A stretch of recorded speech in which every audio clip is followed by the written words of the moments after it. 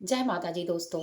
मैं हूँ अर्चना तिवारी। स्वागत है हमारे चैनल ज्ञान की बात विद अर्चना चिंतामणि में आप सभी लोगों का। कैसे हैं आप लोग, ये बताने के लिए कमेंट बॉक्स में जय श्रीमन नारायण जय महालक्ष्मी जरूर लिखिए। दोस्तों, आज की वीडियो में हम बात करने वाले हैं आटे का दीपक कहाँ कहाँ जलाएं। आटे का दीपक जलाने से क्या होता है, माता लक्ष्मी कैसे प्रसन्न होती हैं, ज्योतिष शास्त्र के अनुसार आटे के दीपक का महत्व उपाय क्या बताया गया है। तो दोस्तों, आप हमारे साथ हमारे वीडियो में इन सारी बातों को जानने के लिए एंड तक बने रहिए। इससे पहले अगर आप हमारे चैनल पर नए हैं, पहली बार मेरी वीडियो देख रहे हैं, तो कृपया करके मेरे चैनल को सब्सक्राइब कर लीजिए। अगर मेरी वीडियो आपको पसंद आती है तो लाइक ज़रूर कर लीजिएगा। आपकी एक लाइक और एक सब्सक्राइब से मेरी भी हिम्मत और ताकत बढ़ जाती है। तो दोस्तों, मैं भी आपके हिसाब से मोटिवेट होती हूँ। आपको किस तरीके की वीडियो चाहिए, इस तरह आप कमेंट बॉक्स में बता सकते हैं। मेरी वीडियो आप कहाँ से देखते हैं, मुझे भी जानने की प्रबल इच्छा होती है।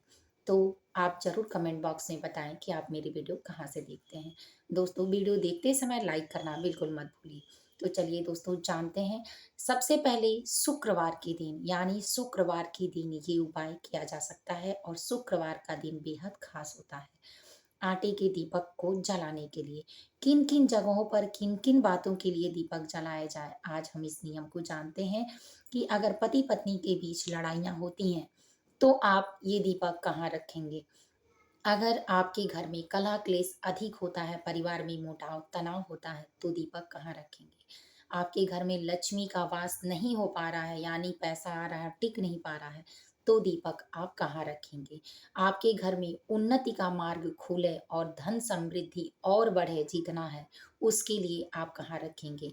माता लक्ष्मी को बुलाने के लिए आप अपने घर में आटे का दीपक कहाँ रखेंगे। तो दोस्तों, 5 ऐसी जगह जिस जगह पे अगर हर शुक्रवार को आप आटे का दीपक जलाते हैं, तो माता लक्ष्मी आपके घर में धन समृद्धि का वास कर देती हैं और धनों का बौछार होने लगता है।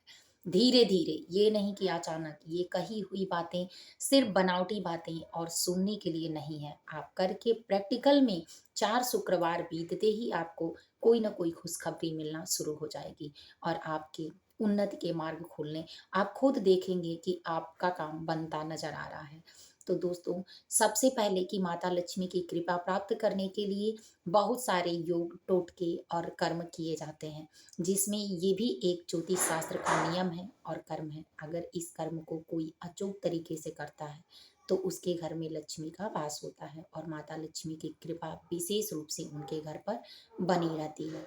तो दोस्तों, चलिए जानते हैं कि ये लक्ष्मी का वास पूरा करने के लिए हम किन किन बातों का ध्यान रखें और क्या क्या कर सकते हैं। तो सबसे पहले जो घर की महिला है, उस महिला को इस बात का ध्यान देना बेहद जरूरी है कि शुक्रवार को आप क्या क्या करती हैं। तो माता लक्ष्मी का दिन शुक्रवार माना जाता है। लक्ष्मी और नारायण की विशेष कृपा प्राप्त करने के लिए शुक्रवार का दिन खास माना जाता है। शास्त्र के अनुसार जिसके ग्रह कमजोर होते हैं शुक्रवार के, यानी शुक्र ग्रह कमजोर होते हैं, उनके जीवन में धन धान्य की वृद्धि नहीं होती है।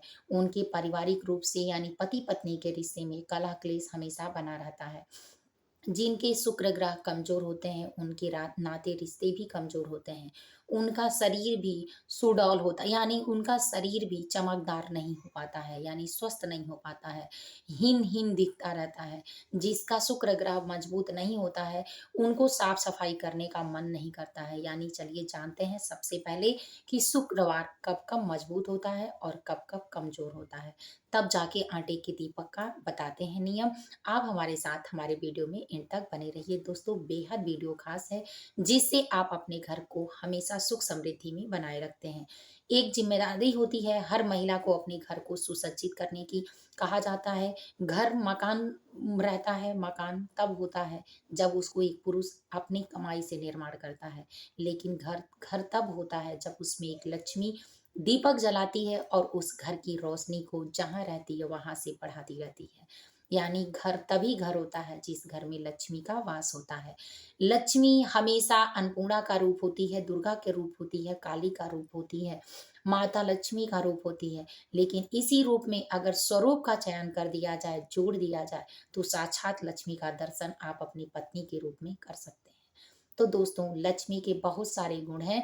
उन गुणों में हर शुक्रवार को कुछ ऐसे गुण हैं कि जो हर महिला को अपने घर में बनाने के लिए करना चाहिए, अपने धन की वृद्धि के लिए करना चाहिए। चलिए जानते हैं सर्वप्रथम। सर्वप्रथम शुक्रवार को महिला को अपने घर में सूर्योदय होने से पहले उठना चाहिए। दूसरा, अपने घर की साफ सफाई बेहद अच्छे तरीके से करनी चाहिए। तीसरा, गंगा जल का छिड़काव करके पूजा पाठ करके दीप आरती धूप जरूर करना चाहिए। माता लक्ष्मी की आरती जरूर करनी चाहिए। पांचवा, माता लक्ष्मी के साथ आप गणेश जी की पूजा जरूर करें। सर्वप्रथम गणेश जी की पूजा आरती, इसके बाद माता लक्ष्मी की पूजा आरती, क्योंकि दोनों लोग रिश्ते में मामा भांजे, यानी भगवान विष्णु गणेश जी के मामा हैं और गणेश जी उनके भांजे हैं। तो कहा जाता है हर स्वरूप में गणेश जी की पूजा करने के बाद सभी देवी देवता प्रसन्न होते हैं। लेकिन लक्ष्मी ने उनको वरदान दिया था कि जो गणेश जी के साथ, यानी जो गणेश जी के साथ माता लक्ष्मी की पूजन करेगा, उनके घर में माता लक्ष्मी का वास हमेशा के लिए हो जाएगा। तो इसीलिए गणेश जी के पूजा के साथ माता लक्ष्मी की पूजा की जाती है, ताकि घर में, आप देखते होंगे दिवाली पर गणेश जी की मूर्ति माता लक्ष्मी के साथ ही आती है। क्यों? क्योंकि माता लक्ष्मी ने, जब गणेश जी ने प्रवण राक्षस को मार दिया था और उस समय पूरे देवता घनघोर युद्ध से जूझ रहे थे, तब गणेश जी की बुद्धि, सद्बुद्धि, उनके ज्ञान के कारण ही सभी देवी देवता सफल हो पाए थे। तभी जब उन्होंने वध किया था और सभी देवता स्वतंत्र हुए, तो माता लक्ष्मी, भगवान विष्णु और ब्रह्मा विष्णु महेश, यानी तीनों लोग राक्षस के वहां बंदी बनाए गए थे। तब माता लक्ष्मी देखी कि गणेश जी उनको, तीनों लोगों को अपनी बुद्धि के मार्ग से अंदर रावण के, यानी जो असुर था, उसके घर में घुसकर और उसकी बुद्धि को भ्रष्ट करने के बाद उसका नाश किए वहीं, और उसके धन को विध्वंस किए, और भगवान विष्णु माता लक्ष्मी के पास, यानी भगवान विष्णु को माता लक्ष्मी के पास सही सलामत वापस लाए। तब से माता लक्ष्मी ने गणेश जी को ये वरदान दिया कि जो मनुष्य पृथ्वी जन पे हमारे साथ गणेश जी की पूजा करेगा, या गणेश जी की पूजा मेरे साथ करेगा, उसके घर में कभी धन धान्य की कमी नहीं होगी। तो हर शुक्रवार को गणेश जी की पूजा के साथ माता लक्ष्मी की पूजा अवश्य करें। इसके बाद आप शाम के समय कोई मीठा भोजन, यानी जैसे मानिए एकादशी, आज एकादशी पड़ गई है, तो इसी तरह से एकादशी अगर हो तो आप पुआ बना सकते हैं, हलवा बना सकते हैं, पूड़ी बना सकते हैं, मीठे में कुछ भी बना सकते हैं चावल को छोड़कर। तो आप केसर का हलवा बना सकते हैं, केसर मतलब यानी सूजी और केसर का, आप आटे में केसर डालकर, चीनी डालकर बना सकते हैं, दूध युक्त, केसर युक्त, कमल गट्टे मिलाकर, यानी आप जो भी चावल छोड़ के जिस चीज़ का बना पाएँ, मीठे में साफ सुथरे तरीके से लौकी का, खीरे का, कद्दू का, जिसका भी बना पाएँ, हलवा बनाकर, पूड़ी बनाकर आप भगवान को भोग लगा सकते हैं। तो माता लक्ष्मी और भगवान विष्णु की विशेष रूप से शुक्रवार के दिन पूजा की जाती है, और उस दिन गणेश जी के साथ ही पूजा की जाती है।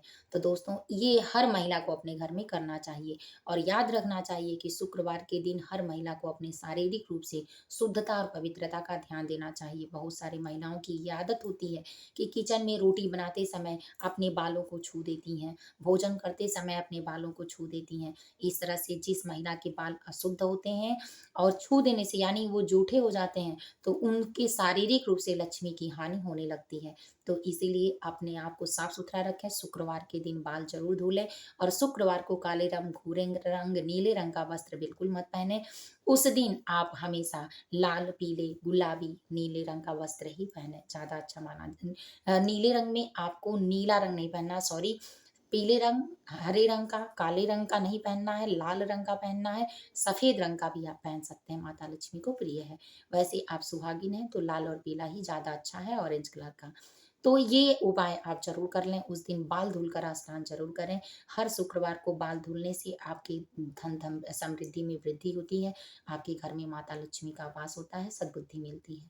तो ये रहा आपको शुक्रवार के बेहद अचूक उपाय, जो घर की हर महिला को करना चाहिए। अब चलिए दोस्तों जानते हैं कि आप दीपक कहाँ-कहाँ जला सकते हैं।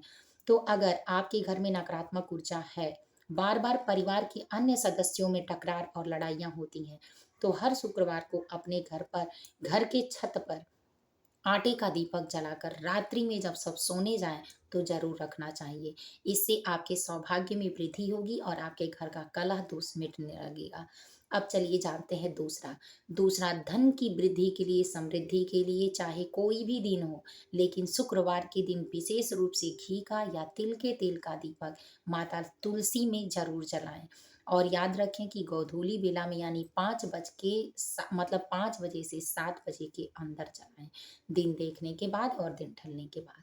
तो दोस्तों, माता तुलसी को आटे का दीपक ज़रूर जलाएँ शुक्रवार को। तीसरा, अपने घर में सुख और समृद्धि को, धन की वृद्धि के लिए और लोगों की नज़र दोषों को काटने के लिए, लोगों के द्वारा दी गई यातनाओं को दूर करने के लिए, कलह क्लेश को, लड़ाई झगड़े को, जलन को दूर करने के लिए अपने घर के दहलीज पर दाहिने साइड आपको दीपक ज़रूर जलाना चाहिए, आटे के दीपक का। इससे आपको अत्यंत लाभ मिलेगा और आपके सभी देवी-देवता प्रसन्न होंगे। लक्ष्मी नारायण का वास आपके ईशान कोण में होता है और आपका ईशान कोण हमेशा दाहिने साइड में होता है। तो दोस्तों, ये याद रखें आप। अब चौथा, पति पत्नी के बीच अगर कलह क्लेश लड़ाई झगड़े होते हैं तो आपको एक आटे का दीपक बनाकर और अपने घर से थोड़ी दूरी पर जहाँ सुनसान जगह हो वहां रखाना चाहिए। कोई टोके ना, याद रखें कि सब सोने जाएं तो भी आप ये काम कर सकते हैं। तो इस तरह से आप चौथा दीपक जलाएं। पाँचवाँ दीपक, आप अपने घर की सभी मनोकामनाओं की पूर्ति के लिए, अपने धन की वृद्धि के लिए, माता लक्ष्मी और भगवान विष्णु को प्रसन्न करने के लिए, अपने घर के मंदिर में सोने जाते समय ग्राम देवता, वास्तु देवता, आस्थान देवता, इष्ट देवता, कुल देवी देवता के नाम से, यानी आप सबका ये नाम लेंगे, वीडियो को रिपीट करके आप देख सकते हैं। आस्थान देवता, वास्तु देवता, ग्राम देवता, इष्ट देवता, इष्ट देवी, कुल देवी देवता का नाम लेकर जब आप सोने जाएं तो हर शुक्रवार को अपने घर के मंदिर में ये दीपक जरूर जला के जाएं। जरूरी नहीं है कि आप मंदिर का पर्दा बंद कर दिए हैं तो दीपक कैसे लगाएं, क्योंकि बहुत सारा नियम है और रात्रि में मंदिर बंद ही होना चाहिए। तो जहां आपका मंदिर है मंदिर बंद कर दें, जहां आपका मंदिर है उस मंदिर के नीचे अगर अलमारी में है तो नीचे रखें, अगर अलमारी से रूम में है तो रूम में अति अच्छा है। तो इसलिए आप नीचे रखकर हाथ जोड़ लें और सबको, और याद रखें कि दीपक कभी भी लगाएं तो खाली नहीं, नीचे थोड़ा चावल डालें या तो फूल डालें, प्लेट लगाकर ही रखें। तो दोस्तों, ये रहा आटे के उपाय, आटे का दीपक जलाने का उपाय। वीडियो पसंद आया हो तो लाइक जरूर कर लें। फिर मिलूंगी एक नए ज्ञान में, नए ज्ञान के साथ। तब तक वीडियो यही एंड करती हूँ। वीडियो पसंद आया हो तो दोस्तों लाइक जरूर करें, कमेंट जरूर करें, मैं इंतजार करती हूँ। जय माता जी, जय श्रीमन नारायण कमेंट बॉक्स में जरूर लिखें।